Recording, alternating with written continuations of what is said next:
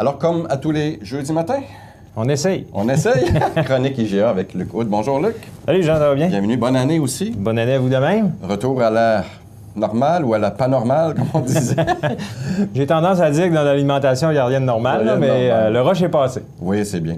Alors, ça a bien été l'entente des fêtes? Oui, effectivement, une belle période des fêtes. Donc, merci d'être venu nous rendre visite.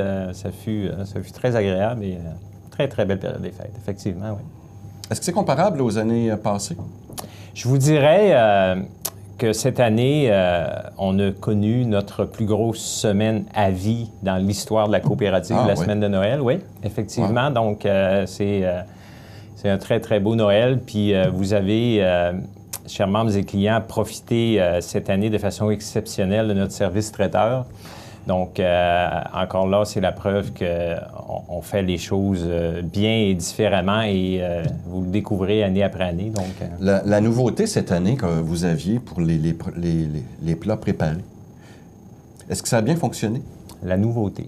Oui, bien, vous aviez des plats préparés déjà en comptoir. On l'avait fait l'an dernier sur une période de 3 jours. Cette année, on a décidé de montrer aux clients ça a l'air de quoi un service traiteur. En réel, les assiettes réelles, et on les a gardées jusqu'au 23 décembre. Et oui, ça a un effet positif. Répondu. Oh oui, effectivement. Donc, il y avait un besoin à ce niveau-là. On a besoin de voir, parce que le service traiteur existe depuis plus de 10 ans. Il évolue à chaque année.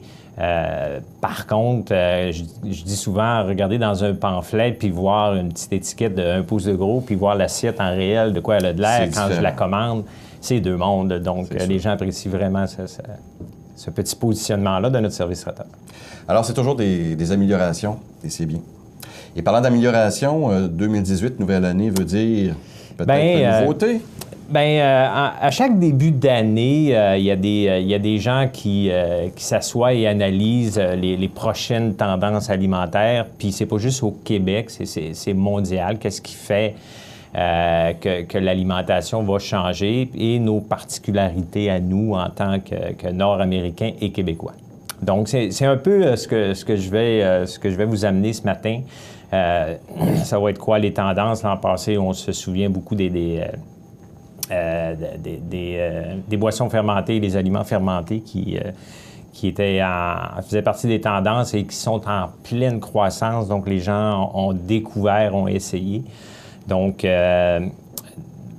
voilà, cette année, c'est pas général, mais il y a un facteur prédominant cette année, c'est la refonte du guide alimentaire canadien qui va être mise à jour et publiée cette année. Donc, c'est sûr que ça va avoir une incidence directe sur ce que les consommateurs vont mettre dans leur assiette, parce que ça fait partie des analyses et des études, qu'est-ce qu'on devrait consommer et consommer différemment pour permettre d'avoir une meilleure santé. Donc, ça découle beaucoup de l'alimentation. Donc, cette année, il y a la refonte du guide alimentaire canadien.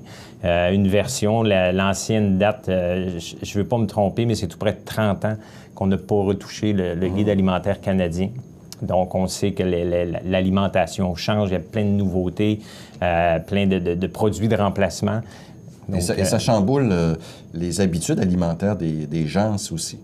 Effectivement. Quand on vient dire, par exemple, je ne sais pas moi, que le lait, ce n'est plus bon pour la santé, c'est un exemple que je donne, mais il y a des chroniqueurs qui ont sorti ce fait-là, entre autres.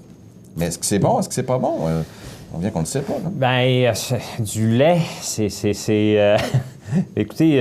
mais c'est un aliment naturel, on s'entend. C'est un aliment naturel, effectivement. Puis, ce qui est... puis, je pense que ce qu'on va voir, selon les premières brides que j'ai pu trouver, c'est la différenciation entre les bons gras et les mauvais gras. Okay. Parce que du gras, c'est bon, si c'est des bons gras.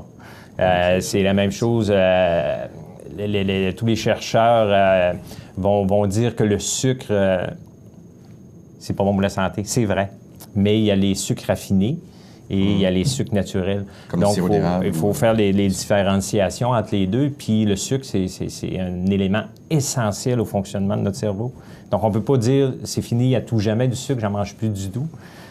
C'est pas vrai parce qu'on se pénalise nous-mêmes en tant qu'être humain. Je pense que c'est toujours l'exagération dans n'importe quoi qui fait bien souvent que ça cause problème. Je pense que oui. Donc, si on parle de tendance, il faut savoir que c'est des rencontres composées de grands chefs, des universitaires et des auteurs de gastronomie qui s'assoient ensemble autour d'une table, qui analysent qu'est-ce qui s'est passé dans le passé, qu'est-ce qui est actuel aujourd'hui. Donc, une des premières choses qu'on va voir dans la tendance alimentaire cette année, c'est l'adoption du zéro gaspillage alimentaire. Donc, on commence déjà à le voir dans certains marchés d'alimentation qui travaillent avec des organismes. Vous avez déjà depuis nombre d'années amené cette tendance-là. Donc, vous aviez, je pense, un composteur. On avait un composteur, puis maintenant, on travaille avec Sanimax pour récupérer ces denrées-là, mais elles s'en vont quand même dans des systèmes de compostage. Quand on parle de gaspillage zéro, c'est de récupérer nos restes de maison, puis de regarder comment est-ce qu'on peut, nous, les transformer ou travailler avec des banques alimentaires. Donc, c'est vraiment une tendance, puis qui va continuer à s'accroître, puis on voit déjà que c'est parti. Je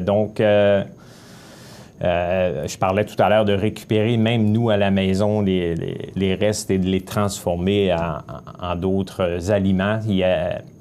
Aujourd'hui, l'avènement du web est tellement facilitant qu'est-ce qu'on peut faire, nous, avec nos propres restes alimentaires et de refaire des recettes différentes et de cuisiner aussi peut-être plus sur ce qu'on a besoin, nous, et non des trop grosses portions qui se ramassent dans le bac à déchets. C'est vrai. J'en ai parlé brièvement tout à l'heure. C'est sûr que ça va affecter les tendances alimentaires. C'est la publication du nouveau guide alimentaire canadien.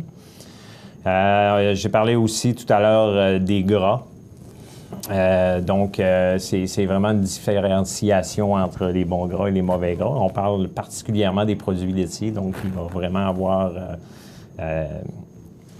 de l'information sur c'est quoi des bons gras, c'est quoi des mauvais gras. On a besoin des gras. Est-ce qu'il existe des documents accessibles présentement, à monsieur, madame, oui. Tout le monde? Présentement, oui. Puis, comme je disais tout à l'heure, sur le web, vous tapez « Qu'est-ce qu'un bon gras? » Puis vous allez avoir une liste d'informations où on va les retrouver.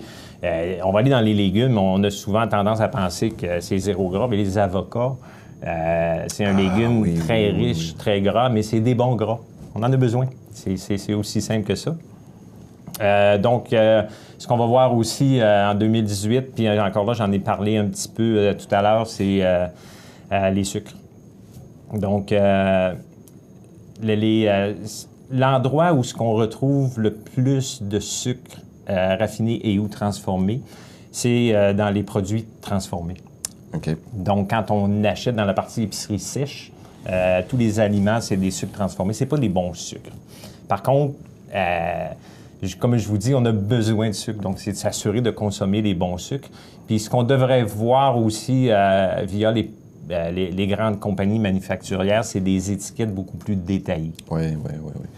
Déjà là, depuis quelques années, on voit sur les produits qu'on achète une étiquette. C'est des normes. Oui, c'est ça. C'est canadien. Sauf qu'ils vont être encore plus détaillés. Puis les grands manufacturiers vont travailler à réduire les taux de sucre à l'intérieur des aliments transformés. D'accord. Donc, ça fait partie de ce qu'on devrait voir. Toujours en lien avec le lancement du nouveau guide alimentaire canadien, on parle qu'on va assister à un événement ou un avènement qu'on n'a pas vu dans le passé, c'est l'éducation nutritionnelle. Et commencer à un bas âge. Donc, que les gens comprennent dès un bas âge, un âge plus jeune, bas âge, il me semble, c'est bizarre.